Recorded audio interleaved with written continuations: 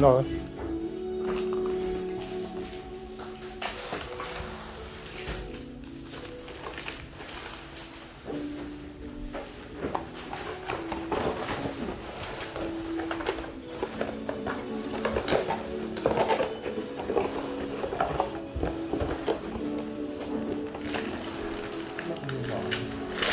Rồi, tinh tơn ok. Tô vít đấy, cái vàng nhỏ trên mỏng lách. Tuấn em ơi biết hành lắm. 200 của ai đấy? Để bố.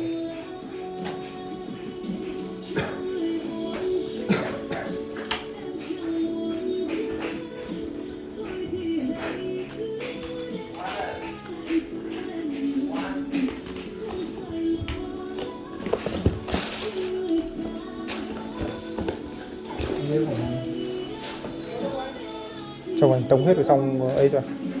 Phun đồ còn lại cứ tống hết vào trong cái đóng gói chuyển về. Tống hết vào đây rồi.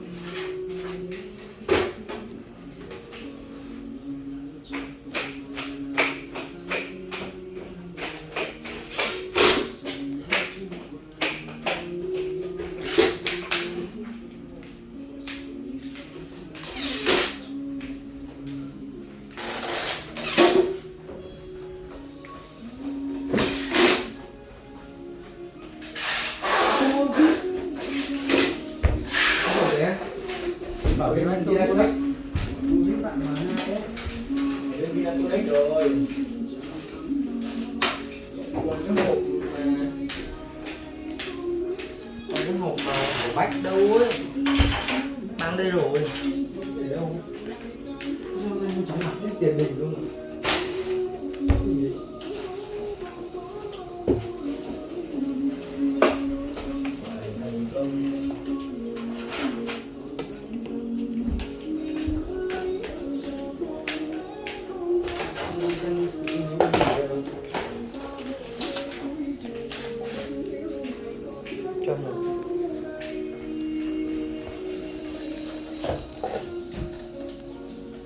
Tôi về tìm đó.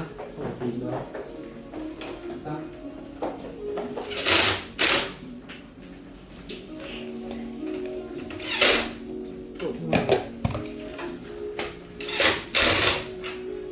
Bên ngoài bây giờ em có bảo được ai được bảo tất cả đối chú này.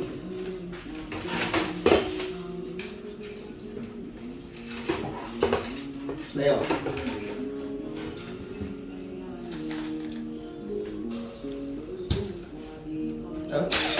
Con 3 phân được, 2 phân được. Hả? Hiểu không? Để đây.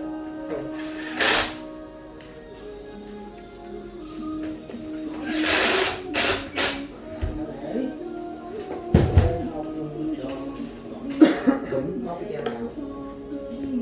Móc keo mình chờ. Hả?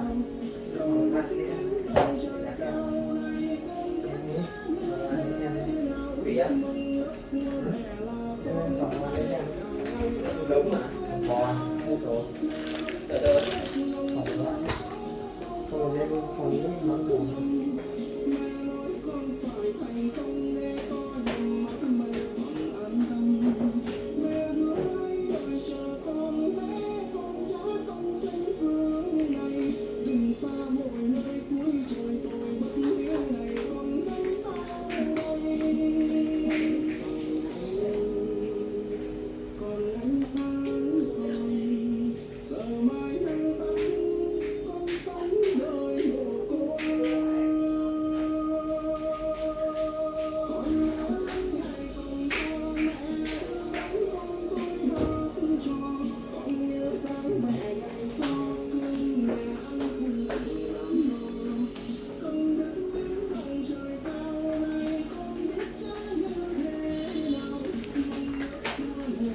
Con phải từng ngày bước lên cao.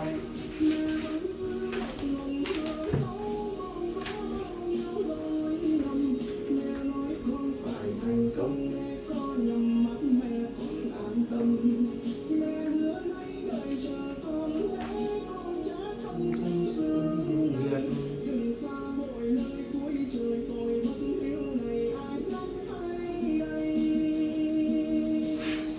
Tháng 12, 12, 3 nha. 36, 36, 12.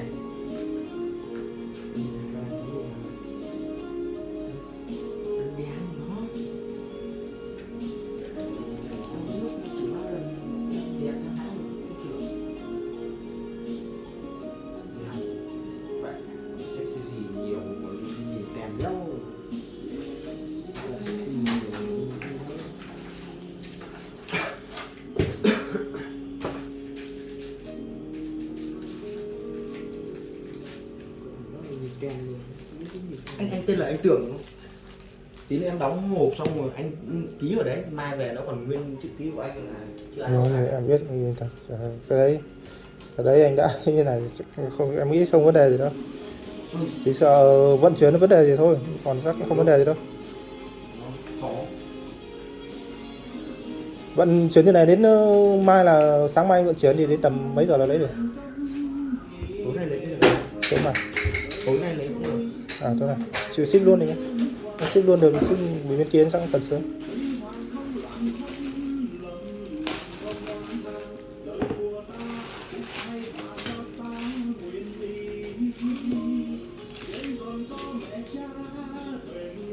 Mấy giờ? 6 giờ, 6 tới 7 giờ, 7 giờ sáng. Anh cho em địa chỉ gì? Địa chỉ đúng không? Quầy thuốc Ánh Vương. Quầy thuốc Ánh Vương, thôn Đông, An Thanh, Quỳnh Phụ, Thái Bình. Thôn Đông. Bây giờ nó thành thôn Đông, xã Phù Dực. Không, địa chỉ cũ đi. Địa chỉ cũ thôn Đông, An Thanh, Quỳnh Phụ, Thái Bình. An Thanh, Quỳnh Phụ, Thái Bình. Quỳnh Phụ, Thái Bình. Địa chỉ mới thì là xã Phù Dực. Chú Bill.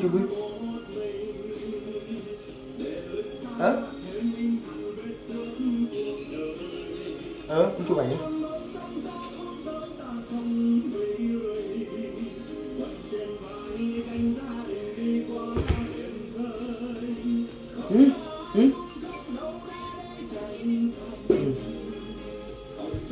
Rồi, có anh nhé. Đợi đi.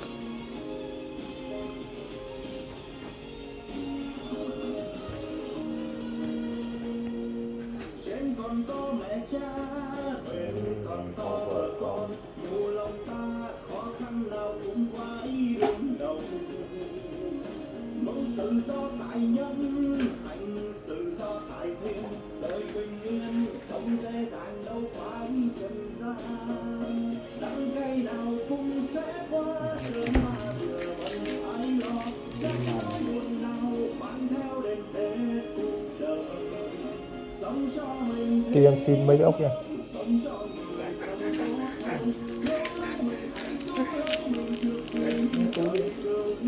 Không để ốc trắng à? Máy em là máy đen. Lấy đen. Đây này. Sở cái túi đấy là phải như nhọn à. Ở nhà đang thiếu đúng mấy con ốc này.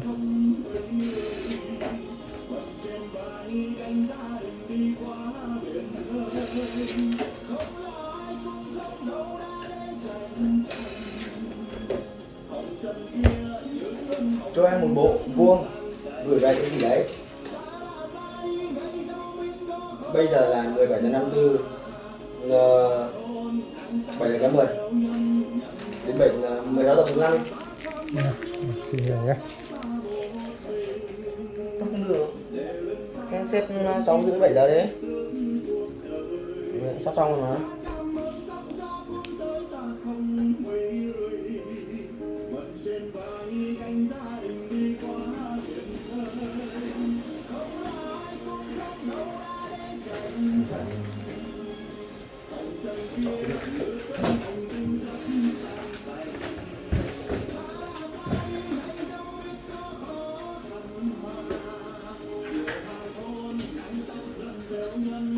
Em mà em bóc ra nhé, để em dán tem nè. Vâng, anh cứ bóc đi.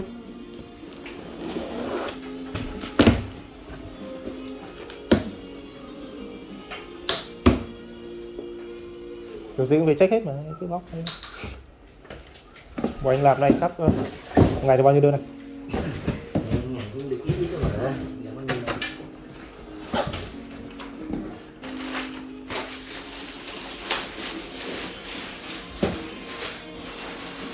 Chốc nữa anh đóng thì anh đóng chắc là anh đóng hết mấy em cái mấy hộp nhỏ nhỏ này vào trong hết đấy cho cái anh. Cho anh cả cái túi. Vâng. Anh cứ đóng hết lại mấy cái đồ đấy cho full đồ lại. Thì cả đồ.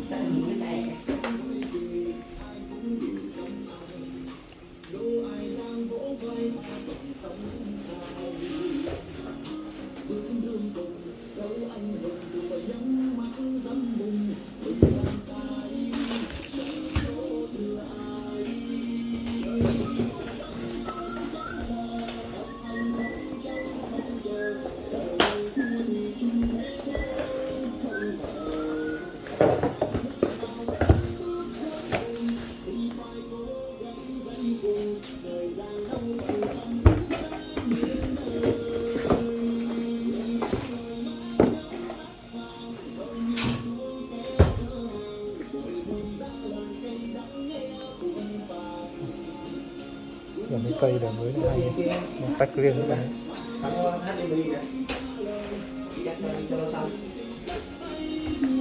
Rồi, có thể đem lên xem.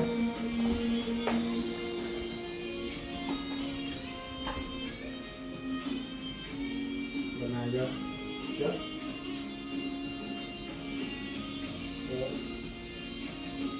Đi cút đã. Đây mà đi. Mà đi mới. Một.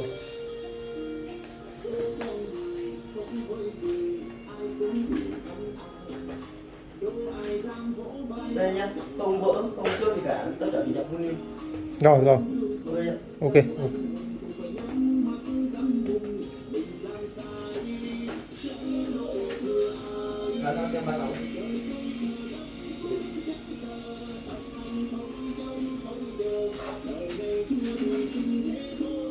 Chung.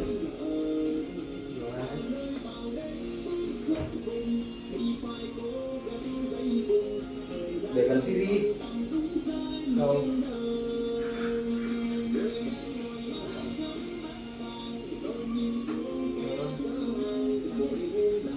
Đây loại thôi thì ra cái đánh không đấy không đây để rơi rơi cho chụp cái đèn nữa.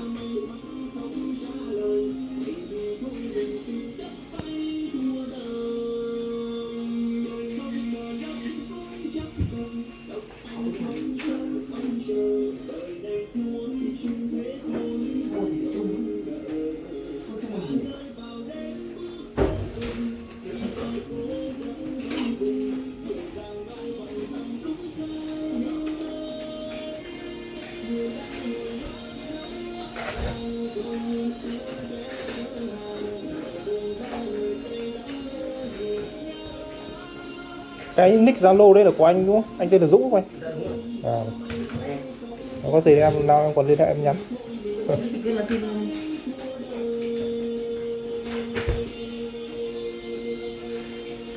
Người nào bán bên này em chắc cũng quen.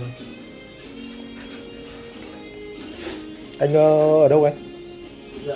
Anh cho ở khu nào? Ở đây luôn. Ở đây luôn này.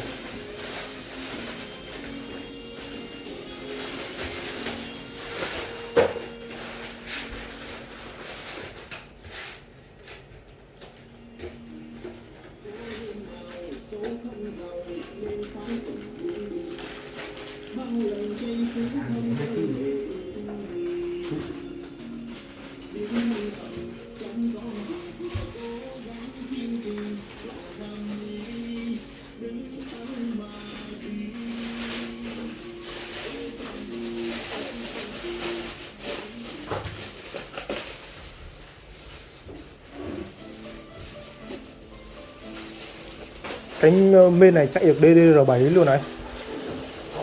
Dạ. Cái con bên này chạy DDR7 ok đúng không? À đâu, con này DDR4 này. Còn bên mới DDR4 sẽ mắc lên DDR4. Cắm con card này vào thì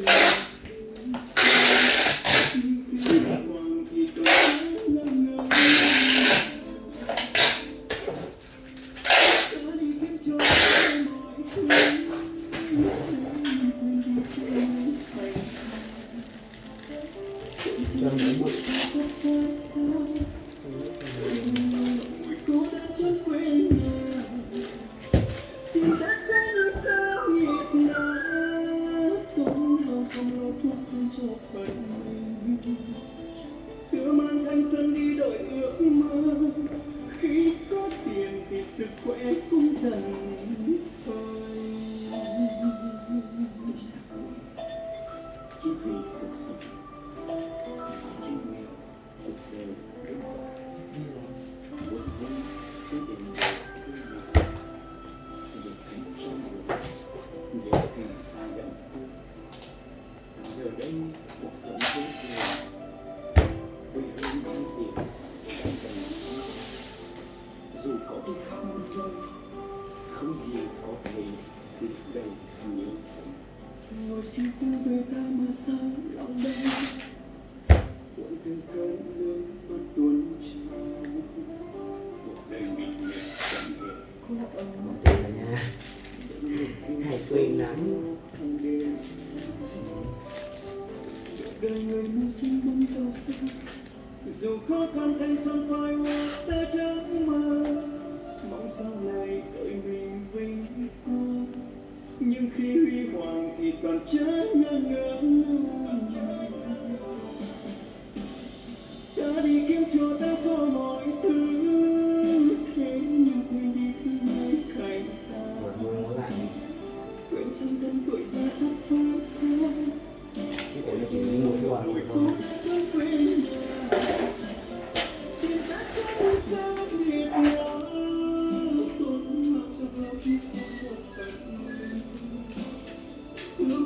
Dây cái mẹ đi.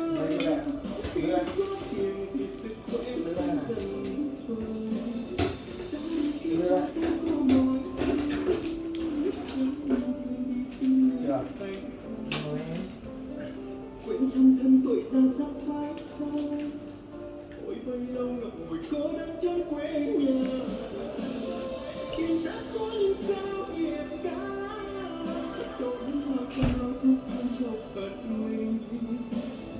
Xưa mang thanh xuân đi đổi ước mơ, khi có tiền thì sức khỏe cũng dần quên.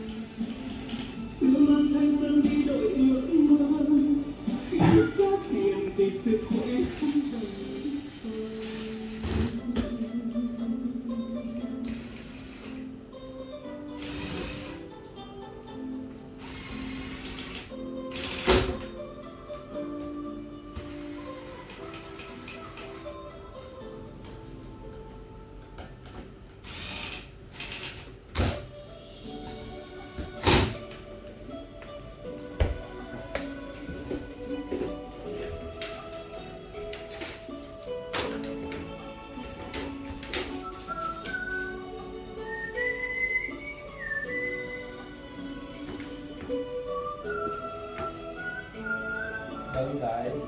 Đây vào một cái khăn nữa kịp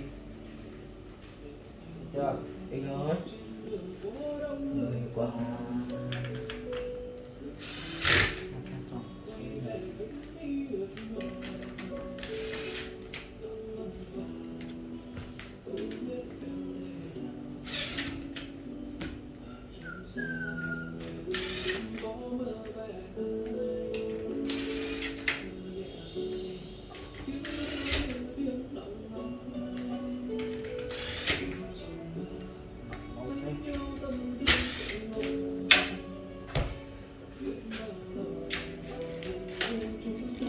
cho anh ơi.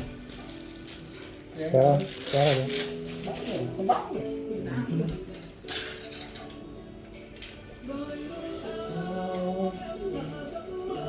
Đấy,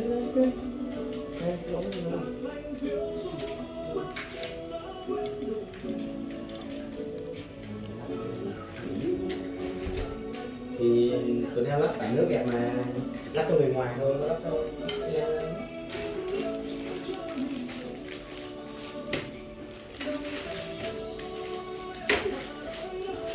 đây là cái tô wifi này. Anh cầm đấy thì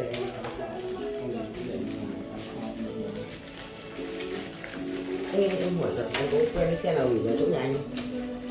Hà Thì. Đấy. Hà Thì. Hà Thì. Search Hà Thì. Anh gửi xe đấy được Nhưng mà anh chưa ấy cho em không tha được. Anh gửi sang đâu?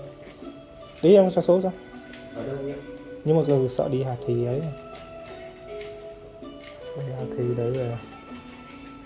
Cái anh đóng bọc kỹ vào được. Thì nó quẳng lên xe, nó lên xe đông phát thì mệt lắm. Tí em cho số ra.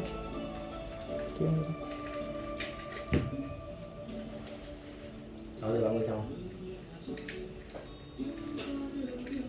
40.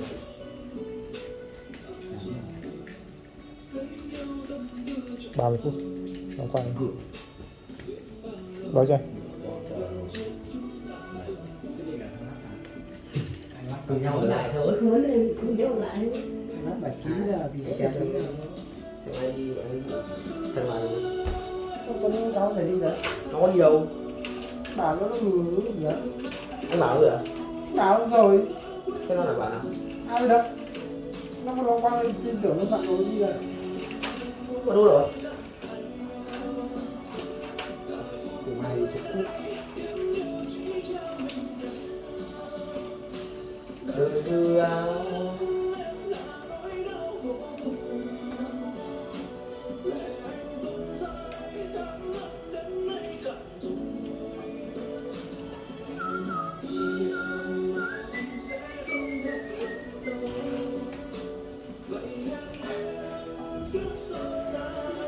cái cây này mà lắp cũng chỉ lắp được một ấy nhỉ, một fan thôi, à một VGA thôi.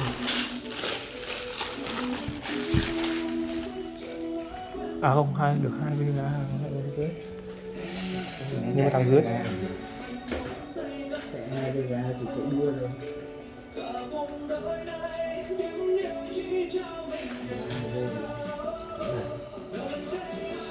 thì nó lắp còn nốt con VA đấy mà mình lắp thì Tối nay mà được cả cốc bia sẵn và chống hết luôn. Em mời em một cốc rồi. Chúng mày em biết gì?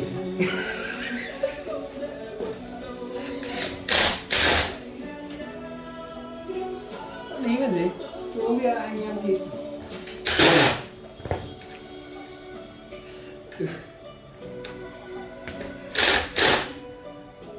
chú có làm thành 4 đĩa thịt ra rồi. Anh mua chú mong bia.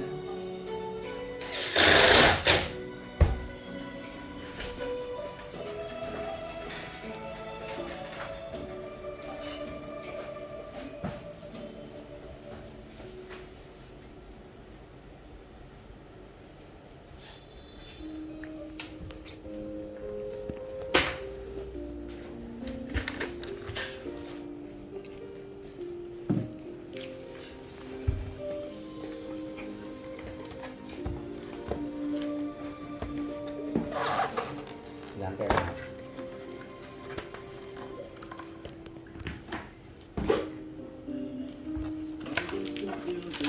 Từ mai nó lắp máy đi ra đây được chưa?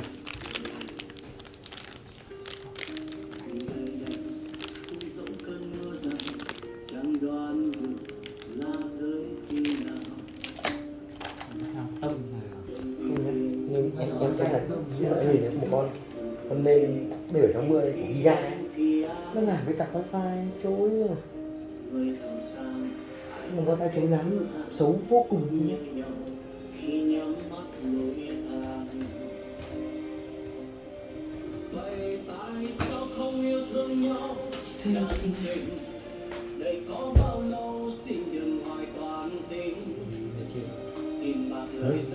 cái trên nó anh, trên nó là cái chính nữa.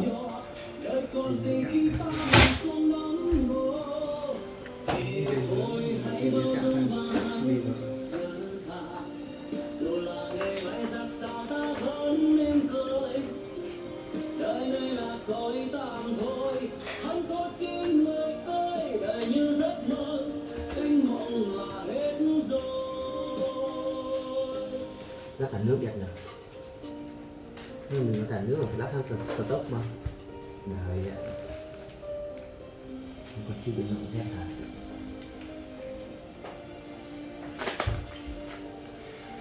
Cái này lắp cả nước là stop ấy, này đổi cho.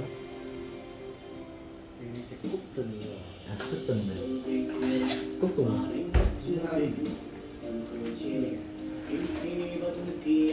Nhìn cái này máy hay nhỉ?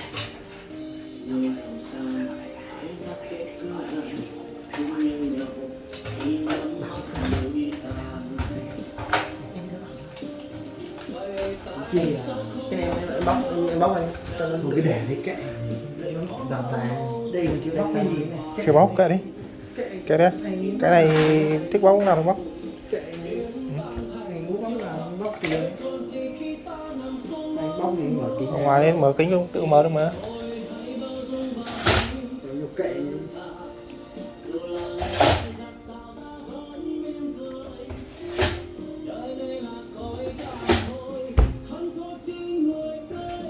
Bên anh có bán Vega cũ không? em có anh cần mã gì Giá trước giá có giá chung này nó có đồ cũ nó có giảm 3060 bên anh không? nó chỉ mới 2 triệu Mới 3 triệu, mới người ta 8 triệu 6 thì trả giá không rồi. đâu không là 8 triệu 8 9 triệu 3 Thôi tùy con thôi sản xuất. thế thì anh hôm nay anh bảo với em đấy là anh ra Shopee được giá anh bảo với càng cao thế anh nói thế thì em không biết thì nói thế nào vì Shopee nó có mã ở sàn thì cửa hàng nó giá khác.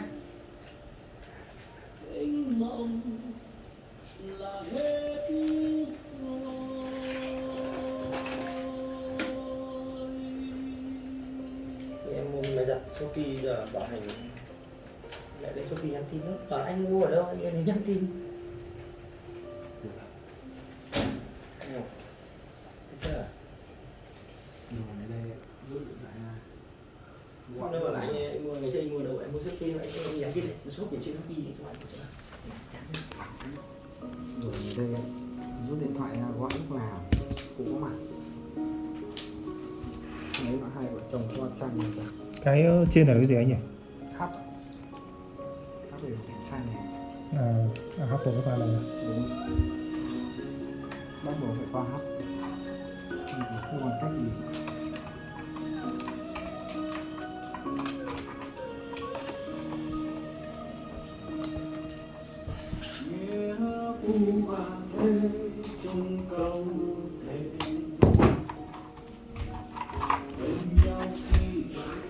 Cũng nặng đấy.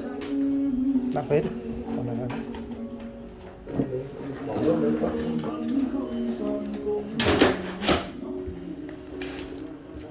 Đây này. anh cho hết vào trong đấy. Thôi xem. Cứ bảo túi báo anh lấy cước xe anh đi gửi cơ mà mình có phải gửi đâu. Đâu, anh gửi chứ. Không anh ơi, em không bảo gì đâu. Không gì đâu. Cái gì nó ra cái đấy em rõ ràng rồi. Em chỉ đến check thôi. Check xong đi mà.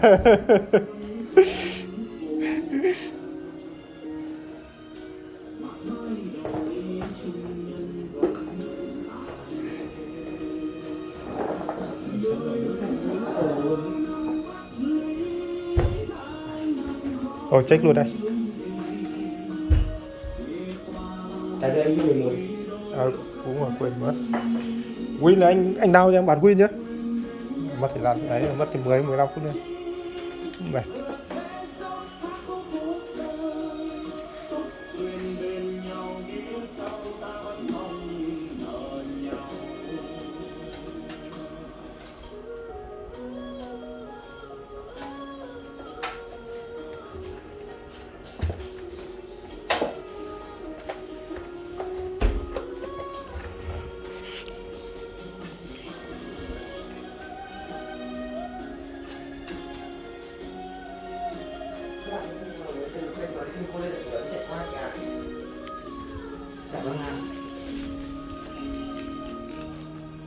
Để em bảo bạn với chị nhé.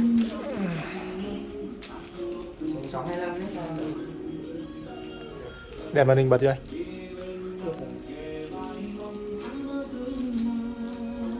Đây nhá. Ok. Bật cho nó một trắng cái. Ui.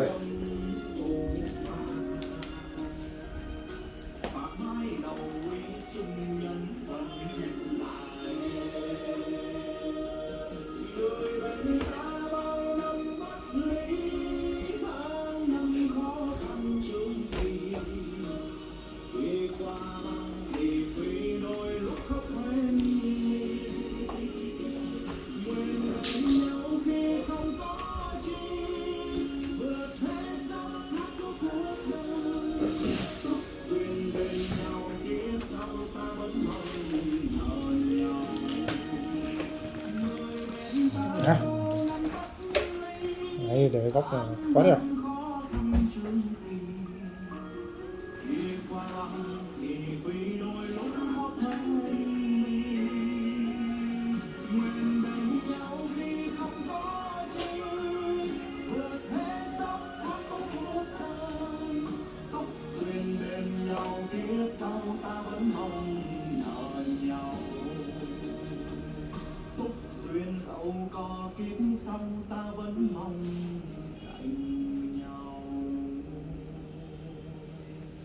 Đi cho Thảo.